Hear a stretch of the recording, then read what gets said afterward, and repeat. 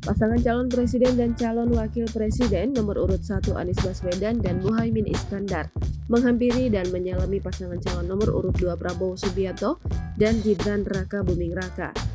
Peristiwa ini terjadi ketika Anies selesai menyampaikan materi dan komitmennya dalam memberantas korupsi dalam acara penguatan anti korupsi untuk penyelenggara negara berintegritas yang dihelat Komisi Pemberantasan Korupsi Rabu 17 Januari 2024. Pantauan Kompas.com, Anies dan Muhaimin menghampiri Prabowo dan Gibran ketika turun dari panggung yang disediakan panitia di Gedung Juang KPK.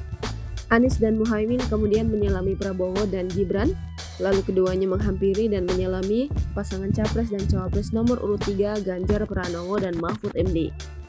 Sebelumnya, persoalan salaman antar Capres jadi sorotan setelah debat ketiga pemilihan presiden yang digelar Komisi Pemilihan Umum menyangkut isu pertahanan, keamanan, geopolitik, dan hubungan internasional. Dalam debat itu Prabowo dikritik oleh Anies dan Ganjar.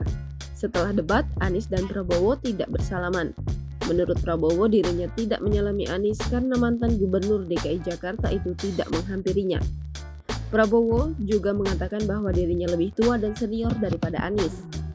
Sebagai informasi, KPK mengundang 3 calon presiden untuk menghadiri acara Paku Integritas pada Rabu 17 Januari 2024. Ketua sementara KPK Nawawi Pomulango menjelaskan acara yang digelar di Gedung Juang KPK Rabu 17 Januari 2024 malam bukanlah sebuah debat atau adu program pemberantasan korupsi antar pasangan calon.